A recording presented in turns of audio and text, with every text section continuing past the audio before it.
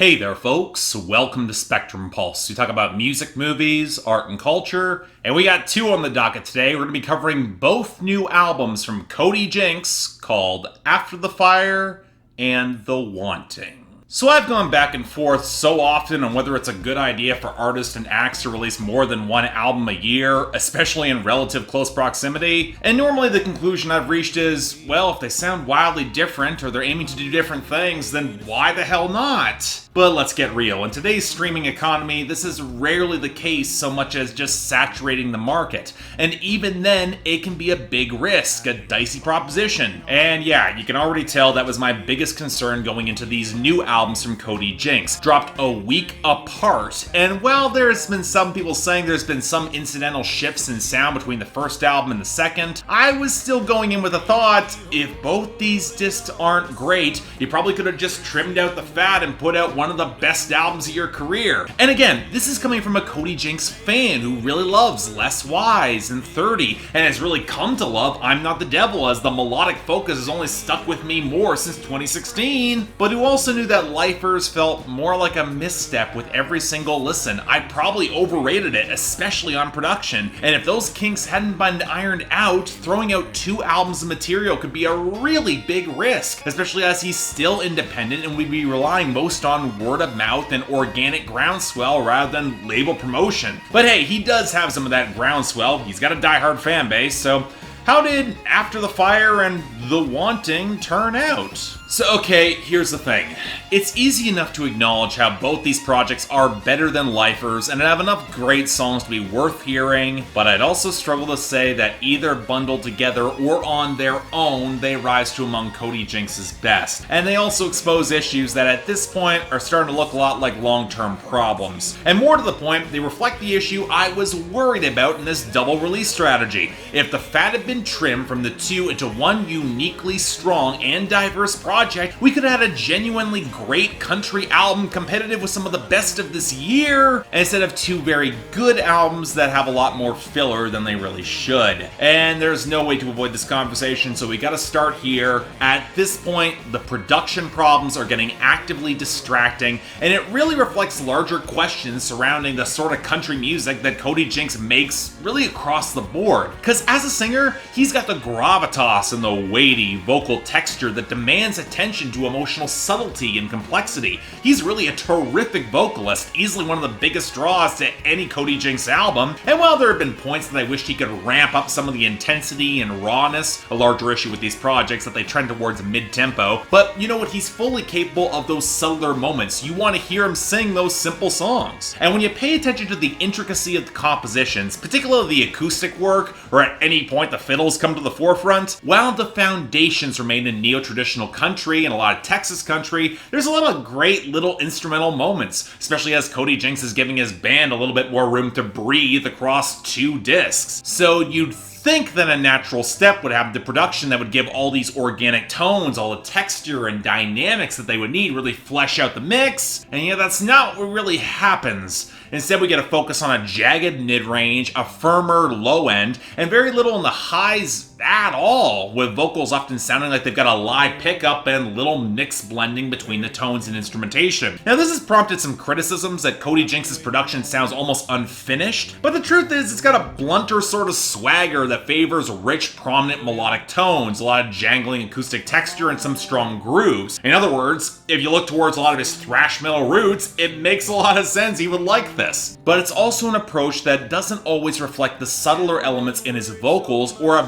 fully balanced, full-bodied mix, which means that for often as the fiddle sounds phenomenal whenever we get it, like on Ain't a Train, and the acoustic texture can feel really rich against the sharper snares and supple grooves, the cymbals, they often sound really muddy, and you lose some of that crackle in the fine details. And with the percussion often pushed to the forefront to a really distracting degree, the finer accents and the melodies just do not get the same prominence, which is not good when you want to avoid songs from running together, or when you get a striking melodic progression like on Tell 'Em What It's Like, and a great solo on that song to boot, and yet I can just tell how similar it is to Colder Weather by the Zac Brown Band. It's really distracting. Now, of course, the other problem with this is that Cody Jinks' songwriting, and it's all the more clear on this project, despite the fact that his self-flagellating, borderline Job-like weariness in the face of sin and vice, it remains genuinely appealing to any guy, especially like me, especially on a lot of his love songs. It's got some nuance and complexity there. The drama is there, but it's an arc that feels increasingly broadly sketched, and that means lyrical details start running together across 2 albums. And keep in mind, this is not unfamiliar territory for Jinks either, with a song like Think Like You Think, re-recorded from his 2008 project, Collector's Item. It snaps into focus how this has been an arc that's characterized as material for over a decade now, so you find yourself looking for the fine details and the dimensionality that would place his storytelling into sharper focus for acts who also play in this territory, like Jason Eady or Rustin Kelly. And you know what? There are absolutely moments that do get there. On After the Fire, we get the wariness and embracing relief from pain on Ain't a Train. It's an easy highlight. And the spare sweetness of William and Wanda. It was really touching as the story of his grandparents finally reunited in heaven. It's got enough cutesy details to feel earned. And The Wanting's got some of that solid curdled darkness on Same Kinda Crazy as Me, and especially Wounded Mind, where he lashes out at everyone, idolizing his pain and painting it as cool when he's too honest to believe that. Hell, if I were to highlight something that I really like on the writing of The Wanting, it'd be how hard he drills into the hard dichotomy between good and evil, light and darkness, and how much of a burden living in those extremes that it can be. But that might be ironically indicative of how little this album is willing to drill into some of the subtleties and shades of gray that have elevated the emotionality of his peers and added that nuance. And thus, these 2 projects wind up feeling a little two-dimensional. It doesn't help individual songs jump off the page when you get those finer details that could set an individual song apart. Now look, that's not saying that there aren't distinctive moments or songs here that can make this sort of production style or blunter style of writing work, because there absolutely are. I already mentioned Tell 'Em What It's Like, with its phenomenal interweaving solo coming off the acoustics and the fiddle and even the bass, but I also enjoyed One Good Decision as Cody Jinks' take on the Honey I'm Good formula that gives up the jaunty honky-tonk vibe for a welcome shot of momentum off that thick bass, which picks up even further for the instrumental closer Tone Deaf Boogie.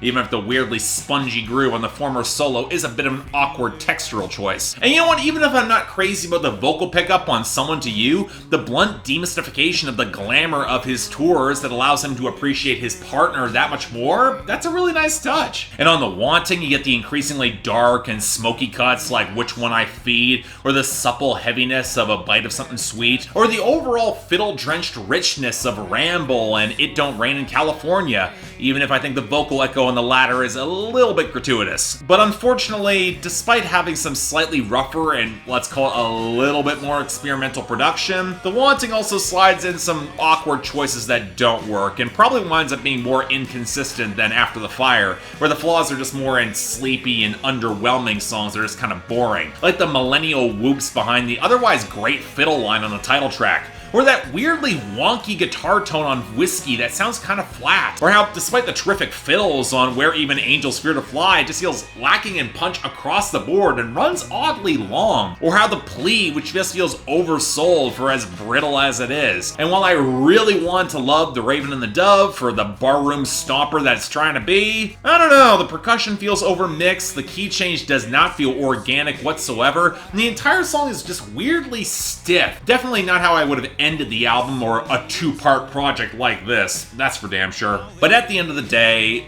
these are the sort of projects that I feel could have been trimmed down to the very best at 8 to 12 tracks, and Cody Jinks would have had a great one on his hands, instead of two that are good but not great. I'm a little surprised he did it too. I can't even say it's stream trolling, he's independent, he doesn't need to go in that direction. And you know what, it's exasperating because I find it hard to point to any outright bad elements here instead of just spots that needed a bit more refinement or a little more dimensionality, or maybe just a little more swell as a whole. The Wanting in particular feels like it's crying out for a more expansive or heavy mix to go with these tones, or for Cody Jinks to sing with a little bit more gusto, or you know what, even just the production to better highlight what we do have here, because the underlying compositions are strong, and yet it's not even like one project stands above the other for me, which is why I'm going to give each of them a 7 out of 10, and that's probably how it would round up for the project as a whole. Don't get me wrong, for Cody Jinks fans, I predict a lot of enjoyment here, and overall I did like this, but I also know the fan base has been served with with better before.